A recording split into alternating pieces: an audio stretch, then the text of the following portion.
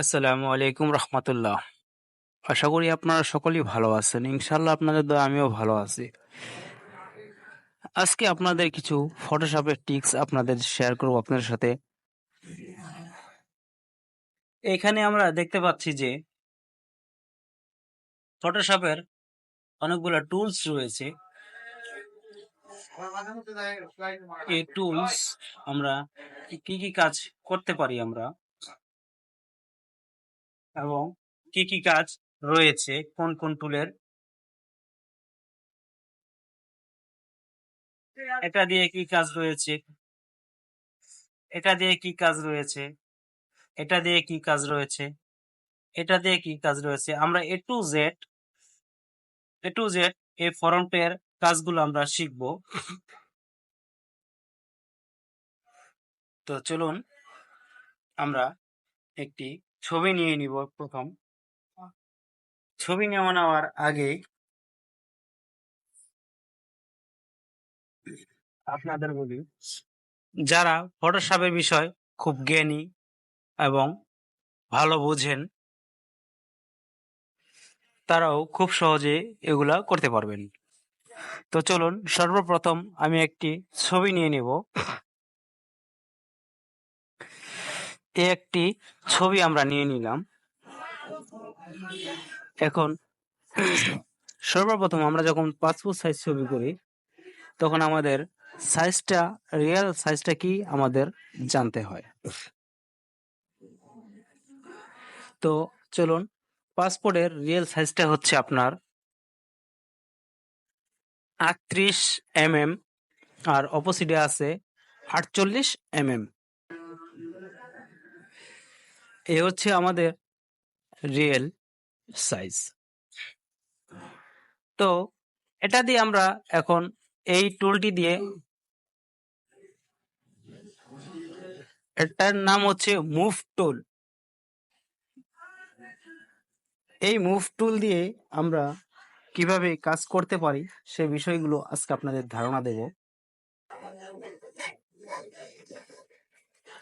নতুন একটা ট্যাব আমি নিয়ে নিচ্ছি আপনাদের সুবিধার্থে।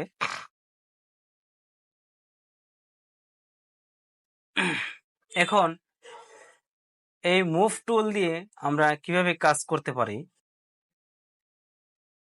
দেখতে পাচ্ছেন, MOVE, মুভ, TOO টুল, মুভ টুল। এই মুভ টুল দিয়ে আমরা মুভ টুলে ক্লিক করে আলটা চেপে যদি আমরা ছবিটাকে ট্র্যাক করি, দেখেন আমাদের এখানে কোনো ছবিটা চলে আসছে। আচ্ছা, বোঝার ক্ষেত্রে আমি এটার ব্যাকগ্রাউন্ডটা চেঞ্জ করে দিচ্ছি, ঠিক আছে।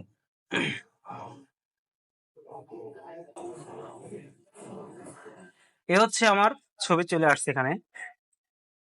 এখন কথা হচ্ছে, এই ছবিটাকে আমরা যদি আরো লেয়ার করতে চাই, আমাদের সাইজ অনুযায়ী আমাদের টুল মার্কিং এর মাধ্যমে আমাদের সাইজ করতে হবে। তো আবারও আমরা আলটা চেপে এভাবে মাউসটাকে ট্র্যাক করব। দেখেন খুব সুন্দর আরেকটি লেয়ার হয়ে গেছে। যে লেয়ার বক্সটা হচ্ছে এখানে, আপনি এখানে ফলো করুন। যে এ হচ্ছে আমাদের প্রথম লেয়ার, দ্বিতীয় লেয়ার, তৃতীয় লেয়ার। এখন ছবিটাকে যদি আমরা আরো লেয়ার করতে চাই, এভাবে আরো লেয়ার করে নেব। এই গেল আমাদের লেয়ার সিস্টেম পদ্ধতি, ঠিক আছে। এখন নেক্সটে আমরা যাব পেন টুল। পেন টুলের মাধ্যমে আমরা কিভাবে কাজ করব, আমি এটার ব্যাকগ্রাউন্ডটা চেঞ্জ করে নিচ্ছি।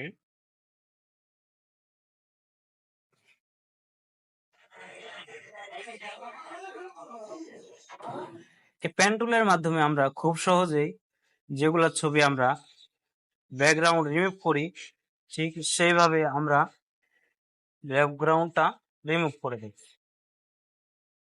ইন্টার বাটন চেপে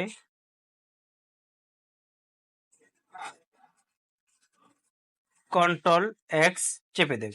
দেখেন খুব সহজে আমার ব্যাকগ্রাউন্ডটা চেঞ্জ হয়ে গেছে। এখন মার্ক ওয়াটার টুল, আমরা এটাকে সিলেক্ট করে শর্টকাটের মাধ্যমে ডাব্লু চেপে এন্টার কন্ট্রোল আল্টা এক্স খুব সহজেই আমরা এটাকে চেঞ্জ করতে পারি। আর এটা হচ্ছে মিউজিক ওয়াটার টুল, ঠিক আছে, মিউজিক ওয়াটার টুল এটা হচ্ছে মিউজিক আপনার অনেকে জোনাকি বলে, অনেকে অনেক টুলস বলে থাকে। তো এটাকে আমরা খুব সহজে পিছনের একটা ব্যাকগ্রাউন্ডে আমরা এক ক্লিকের মাধ্যমে ব্যাকগ্রাউন্ডটা চেঞ্জ করে নিতে পারছি। নেক্সট, এটা এটা তো আপনাদের আগেই বলেছি যে আমাদের সাইজ, যেই ধরনের সাইজ, আমাদের পাসপোর্ট সাইজ হোক, স্ট্যাম্প সাইজ হোক, এখানে আমরা করতে পারি। তারপর হচ্ছে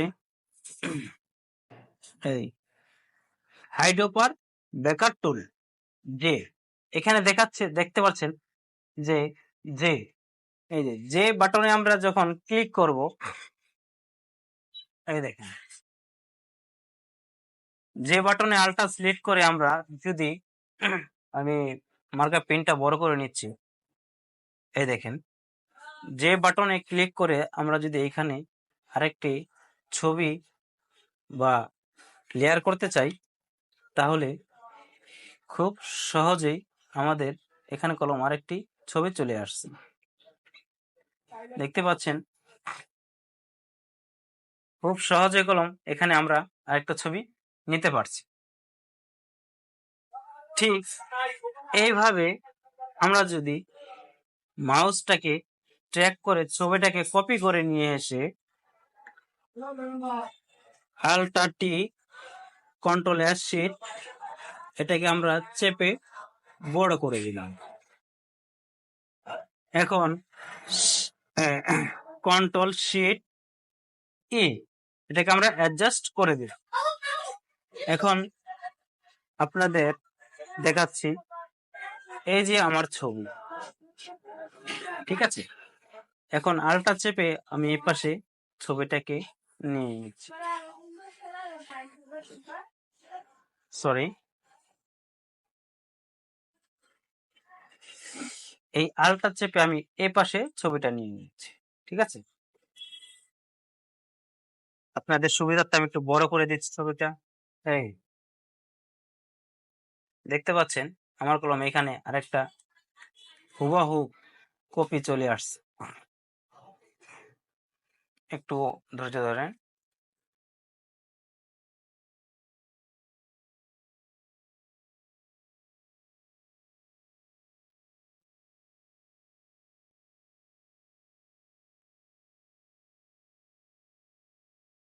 একটু ওয়েট করেন, আপনাদের দেখাচ্ছি আমি। খুব সহজে কলম আমরা এক জায়গা থেকে আরেক জায়গায় মুভ করতে পারি। এই সাপোজ এইখান থেকে আমি ক্লিক করে নিয়ে নিলাম, দেখতে পাচ্ছেন এক চান্সে আমাদের এই ছবিটাকে ড্রাগ করে এক চান্সে নিয়ে নিতে হবে। দেখেন এক চান্সে কলম আমরা ছবিটাকে ড্রাগ করে নিয়ে নিই, সেম হুবাহু, ঠিক আছে। এখন যদি আমরা এটাকে ডাবল করে নিই, তো আমাদের কি করতে হবে, শিটে বাটন চেপে আরেকটি লেয়ার আমাদের করে নিতে হবে। দেখতে পাচ্ছেন খুব সহজে কলম আমরা আরেকটি লেয়ার করে নিই। তো আশা করি আপনারা বুঝতে পারছেন যে কিভাবে কি করতে হয়। যদি আপনারা বুঝে না থাকেন তাহলে অবশ্যই আমাকে জানাবেন। তো আশা করি আজকের মতো এ পর্যন্তই। আল্লাহ হাফেজ।